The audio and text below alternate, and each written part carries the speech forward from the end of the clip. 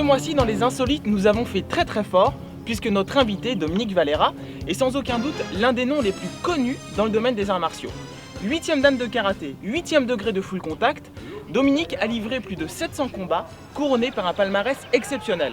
Aujourd'hui, il nous donne rendez-vous sur les greens de Bellefontaine pour nous parler de sa carrière et de sa passion pour la petite balle blanche. C'est parti!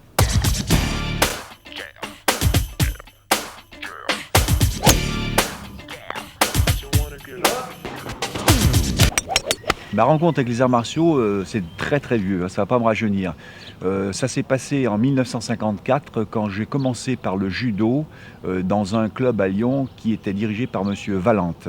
Voilà, c'était mon premier contact avec les arts martiaux. Ensuite, à l'âge de 13 ans, je suis passé au karaté avec monsieur Perrin et Sanchez à Lyon, à la Renaissance du 8e. Et ensuite, donc, je suis passé bien longtemps après au full contact à 28 ans. Grâce aux explications et à la technique et à l'amitié de Bill Wallace. Celui qui m'a le plus marqué, je dirais que c'est celui, au sens propre du mot, quand je me suis fait casser le nez par M. Kandal, qui était un ancien de l'équipe de France aussi. C'était une finale de championnat de France. Mais le plus marqué sur le plan sportif, c'est quand nous avons gagné le championnat du monde avec l'équipe de France. Je crois que c'est un souvenir inoubliable. Le plus beau souvenir en full contact, je crois que c'est ma rencontre avec Bill Wallace. Parce que c'est un garçon extraordinaire qui a su me diriger sur une bonne voie, avec une bonne technique. Et je crois que d'avoir commencé avec lui, je ne pourrais jamais l'en remercier. Parce qu'on peut démarrer le full contact avec quelqu'un, mais démarrer dans des conditions comme je l'ai fait avec Bill Wallace, c'est extraordinaire. Bougez bien sur du corps, soyez disponible, bien, bonne mouvance au niveau du corps, du buste. Un jeune compétiteur, ça serait de lui dire simplement que la compétition va être un passage de sa vie, mais sa vie, elle est comme ça. Alors, est-ce que la compétition qui est ça dans sa vie, est-ce qu'il va vivre uniquement pour ça ou est-ce qu'il cherche à vivre pour ça? Voilà, c'est le premier conseil que je lui donnerais. La compétition apporte sur le plan humain déjà une remise en question. Elle apporte aussi une chose qui est primordiale, parce qu'en sport de combat, il y a une chose chez nous qui est extraordinairement, qui nous sanctionne chaque fois, c'est qu'on ne peut pas attraper la grosse tête. Pourquoi? Parce que plus personne nous la loupe. J'ai toujours fait des plein air, c'est-à-dire des activités plein air, du footing, des choses comme ça en plein air, pendant que je faisais la compétition. Puis le jour où j'ai arrêté la compétition, c'est-à-dire qu'il y a très longtemps, excusez-moi, j'ai arrêté à 33 ans, donc ça fait longtemps.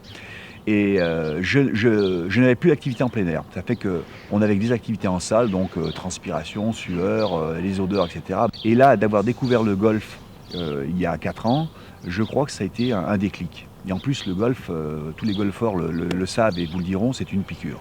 On commence le golf et ça y est, c'est la piqûre, c'est l'overdose. Là, on demande une tenue correcte aux gens, ce qui est tout à fait normal, une certaine étiquette au niveau de son comportement sur un parcours, mais c'est pas du tout snobisme, non. Oui, ça c'est des choses qu'on ne fait pas dans la vie. Quand on voit un beau terrain comme ça, on enlève une motte de terre, on la remet pas. Là au golf, on la remet en place. De façon à ne pas abîmer le terrain, et puis pour que les autres puissent profiter justement d'un bon fairway. Les similitudes sont surtout dans la concentration. Au golf, quelqu'un qui n'est pas concentré ne peut pas bien jouer, c'est pas possible. Quelqu'un qui n'est pas précis ne peut pas bien jouer. Et aux arts martiaux, quand on n'est pas précis, on tape n'importe où, donc ça c'est pas valable. Il y a aussi le fait de perdre par exemple une balle en golf et d'essayer de se remettre dans la partie. Eh bien en karaté, on se fait marquer un point et il faut se remettre dans le combat. Et ça c'est extrêmement difficile. Bon.